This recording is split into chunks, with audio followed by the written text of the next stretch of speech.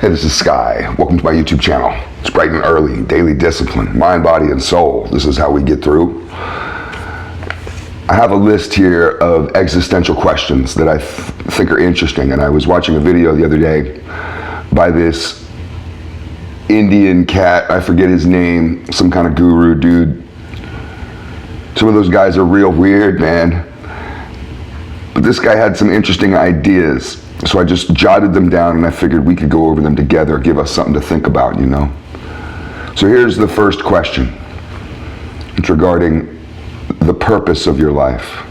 Everybody's searching for purpose, and his question was, why do you need a purpose?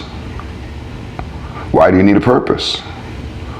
You know, and that got me to thinking, it's like, as a human species, we all seem to be desperate for meaning and purpose in life. If we have a meaningless and purposeless life, it seems like a waste of time.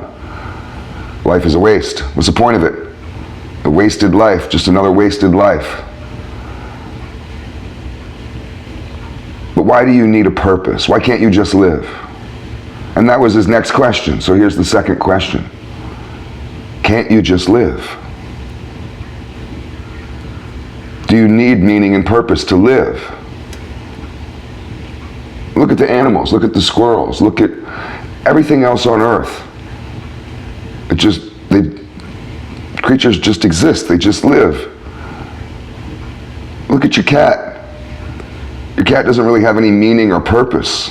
Is your cat going to hell? Is your cat depressed? Is your cat a tortured soul? No, but you might be.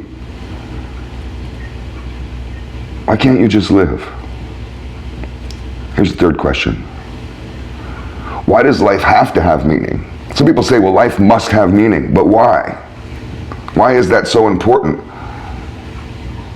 Why have we ascribed this necessary constraint upon life? Isn't it a limitation? Focusing on a meaning, saying that life has to have meaning, doesn't that limit you? Hold you back?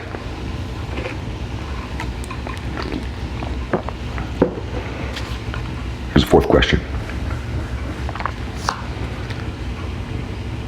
Does a man with a wasted life get buried in different dirt than the man with a meaningful one? Right? I mean, you got to think after you're dead, whether you had a meaningful life or a so-called, quotation mark, wasted life, a purposeless, meaningless life. Doesn't Elon Musk and the bum down the street who lives on the sidewalk, don't they both get buried in the same dirt? And don't both their souls go back to the same universal energy?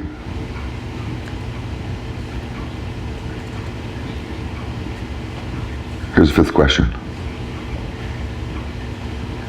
What do you do with your life after you've fulfilled your purpose? So say you had a purpose. That's so important to you. You have a purpose. I gotta have meaning and purpose. So many people are whining and crying about that. I know I have. So then after you fulfilled it, what do? You know, it kind of reminds me of the man who works many decades at a particular field and then retires. And he still wakes up at the crack of dawn because he's used to it. He's done it for the last 45 years, and now that he doesn't have to wake up at all, doesn't have to wake up until noon, he's retired, he can sleep all day, he's still up at the crack of dawn, like he's ready to go to work. Suit on and briefcase in hand, but he's got nowhere to go. What do you do after you fulfill your purpose? Is your purpose just a plateau, and then you have to have a new purpose?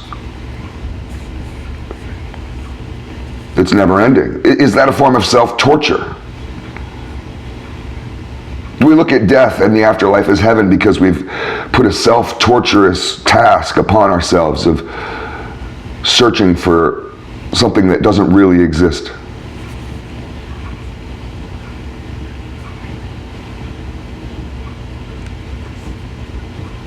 Let's go to what is this, the sixth question? I think I lost count. This is a hard one. Some of you are gonna not like to think about this, but you gotta think about this stuff. I think these are good questions. What if God doesn't even know you exist? Right? I mean, It's an offensive question. But what if God doesn't know you exist? I've thought about that before. What if God doesn't know I exist? A lot of times I've thought I've been punished by God. But what if we're forsaken? But all that implies that God might know who you are, or might have some knowledge of you. What if he doesn't even know you're around? You get up to heaven and you start crying and whining about all the bullshit you've been through, and God's just like, huh? I never seen you before. Where'd you come from? You one of mine? Oh, okay, sorry about that. I had no idea you were even around. Here's the next one. This is number 7. So not only in that last question, what if God doesn't know you exist? And that's a hard question to ask yourself, to ponder, to philosophize on.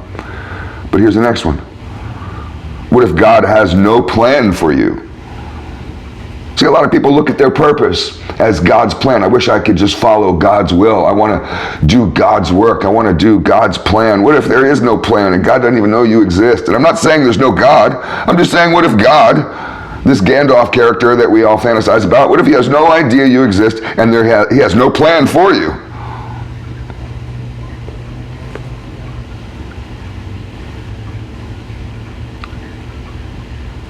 Here's the next one. I kind of lost count. We're at number 8 or 9. I should have numbered these.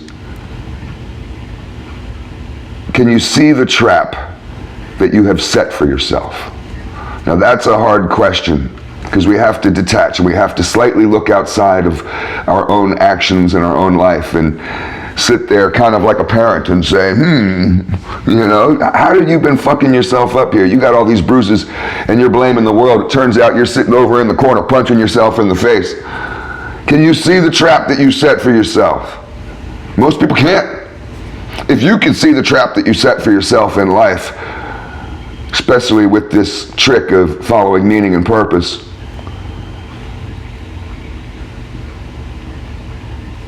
you might be able to level up.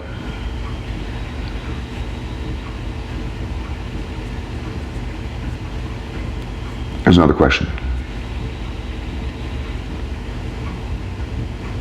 Are your walls of self-preservation also walls of self-imprisonment?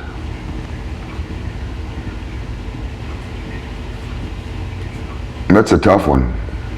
Many of us retreat into our caves for safety, for peace of mind.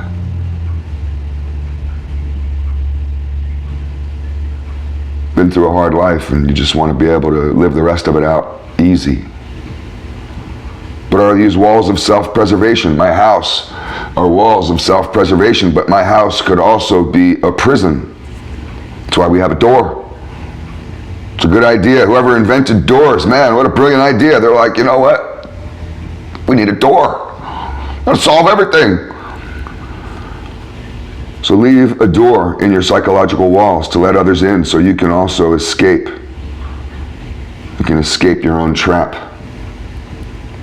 You build those walls of self-preservation, you may have just put yourself into a trap. Bottom line, I think, on this one is that you really just need adventure. What's the meaning and purpose? According to people like Alan Watts and the Taoists and the Buddhists, it's really just to go with the flow, man, to just experience life, eat some good food, sleep, have some good dreams, make love, have some good friends, sing by a fireplace every once in a while, and tell your grandma you love her. I don't know. I mean, there's really not much to this game. Here's the last one.